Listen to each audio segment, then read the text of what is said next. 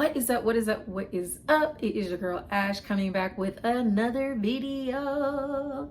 Y'all, it is my second video in 3 days, so I'm killing it. If you guys don't mind going ahead and liking, subscribing, commenting, all the good stuff, whatever you feel in your heart to do, I greatly appreciate it. But without further ado, I just want to jump into a few things. As you guys may know, this weekend is the WNBA Women's All Star Weekend, right? So we are really celebrating that. I wanted to come in and make sure that I do a little bit of coverage on that. Like I said, I want to start covering more women's basketball, so that's exactly what I'm going to do here today.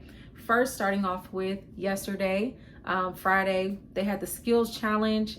Shout out to the Las Vegas Aces for going ahead and tying that thing up, winning first place in the skills challenge. Shout out to Kelsey Plum and Chelsea Gray. Shout out to the Las Vegas Aces too, because their team is low-key a super team. Like, let's just go ahead and say it. So, I mean, as we all know, in real life, they're really the team to beat anyway. But shout out to them winning the skills challenge, man. They looked really good.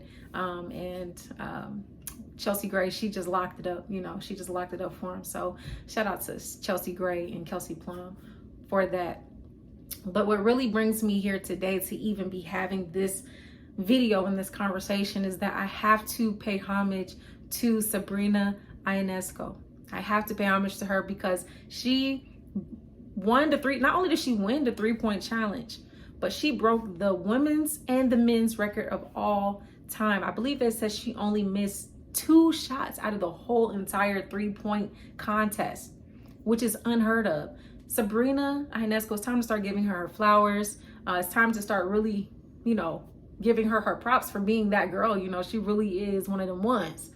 I mean, she's her for real. So shout out to her for winning the 3-point challenge. I mean, one thing I will say, I did end up having to watch it on YouTube, which is another part of what I'm going to talk about later in this video.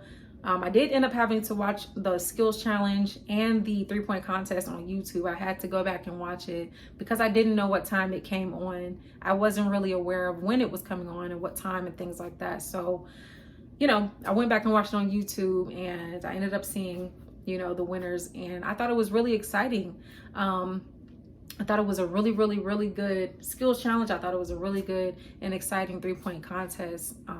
I mean, Sabrina just did what she had to do. I've never seen anyone shoot the rock the way that she shot it. So shout out to her.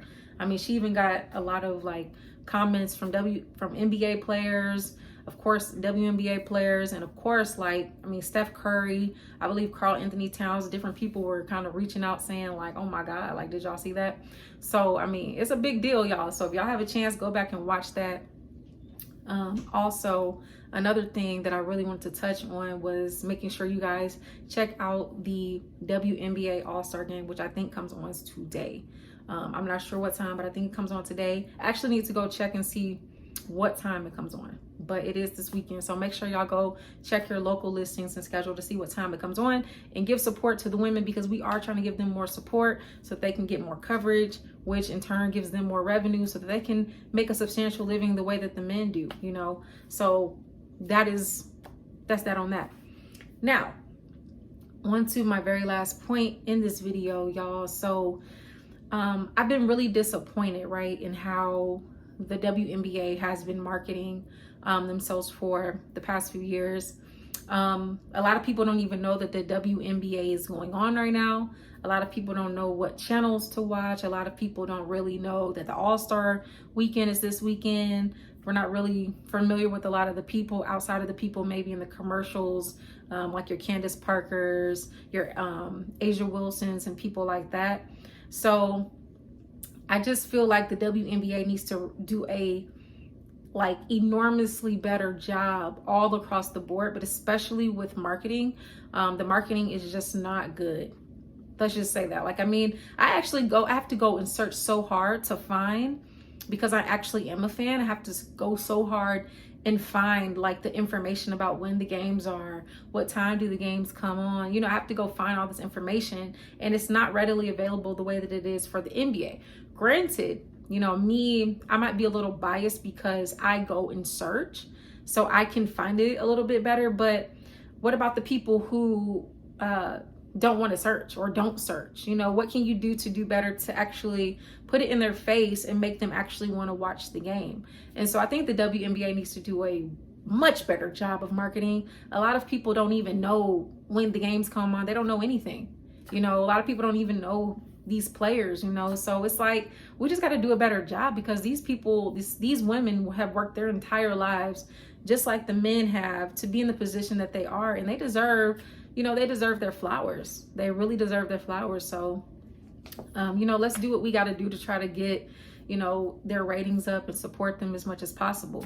So one thing that I think that they could do in order, you know, to increase their marketing, for one, don't put the skills challenge and the 3-point contest in the middle of the day on a Friday. Like, why would you do that? Why would you put those things, like those events, in the middle of the day on a Friday when you know nobody's going to be able to watch it? It's almost like you want people to go straight to YouTube and watch it. And it's like, I don't think that's right. You know, I think y'all have to do better with thinking about, okay, well, what time do people get off work? You know, Friday night, maybe, you know, maybe make sure they play it on ESPN. They can play it at the bars, you know, wherever, you know, people go and watch sports. Like, make sure that it's something that people know about and that it's not in the middle of the day on a work day. Because chances are 9 times out of 10, nobody knows it's on, and no one's going to go and look for it in the middle of the day on a Friday. You know, I just think that was really, really poor marketing and just poor execution on the WNBA's part. And a lot of people are growing frustrated with the WNBA because we are looking at, you know, a lot of players who are not even getting opportunities to be in the W. They're not even getting a chance to like play. And a lot of it is because the marketing is so bad that they can't even expand the brand. I mean, the brand of WNBA basketball is bad, you know, and they have to expand the brand and try to make it better. I have seen them putting a lot more WNBA players in commercials beside the NBA players, which I do like. They've even put some NCAA women's basketball players in the commercials, which I do like. I think that's good, but it's going to take more than that. You know, it's going to take a lot more than that to make the WNBA brand a standalone brand that can compete. Maybe not even compete with the NBA, because the NBA has a 50-year gap on the WNBA. So it's a lot older. So it's unfair to think that they could even be on the same playing field right now. But I do think the WNBA could do some things to make it better for them, you know, visibility wise, so people can know, you know, heck, that the season's even on right now, you know? Because honestly, y'all, I'm not even trying to be funny, but these players, these women, they hooping, and there's some really exciting players in the WNBA right now, like for real, you know. So if you guys like go and really check it out, y'all be like, wow, like it's really, really good. And another thing too, and I don't know, like I might not know all the ins and outs about TV and stuff like that, but I went and looked up, you know, what channels some of these games come on, and a lot of them are subscription based channels to where you have to pay and this and that. Like, can we get like, you know, can we get some games on like your local channels? Like I know the Hawks, for instance, they come on Bally, you know, Bally Sports. So correct me if I'm wrong, but I don't know if the WNBA games are shown on Bally Sports. And I think that would be nice to be able to get some free local listed games coming in so that we can watch them for free. Like everyone doesn't want to pay, you know, to watch the WNBA, let's be honest, right? So I think if you can put as many free games out there so people can just get introduced to it, I think that would be nice too. And lastly, I mean, I think too, I mean, we just gotta put the right people in position to shine. And what I mean by that, like for instance, like Taya Cooper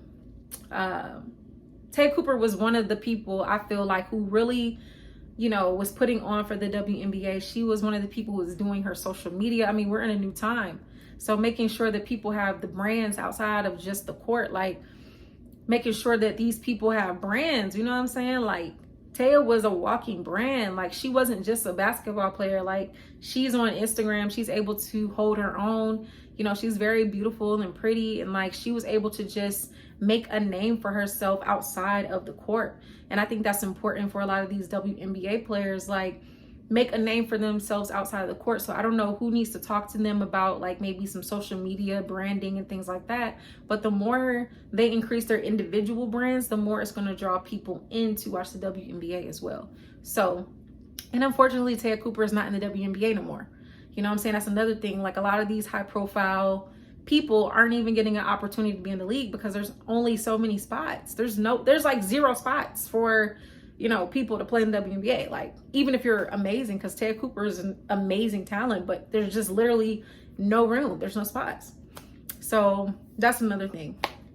But let me know what y'all think, y'all, because I am really excited about women's basketball. The WNBA, I'm excited about the future of the WNBA and where it's going. And I want to be a part of that. I want to be a part of that conversation. Also, I'm really, really excited about the NCAA, especially this year. I want to see Malaysia Fulwiley. I want to see Paige Beckers. I want to see, what's my girl from USC? Juju. I want to see Juju, you know what I'm saying? Like, I'm trying to see Flau'jae and Angel and Haley Van Leaf. Like, it's so many people this year. Like, Jada Williams. It's so many people this year, y'all, that, you know, we've been watching coming up from high school, and people who, you know, have like finally made it to the college stage. I want to see these people go at it, y'all. I can't wait. I cannot wait to see this.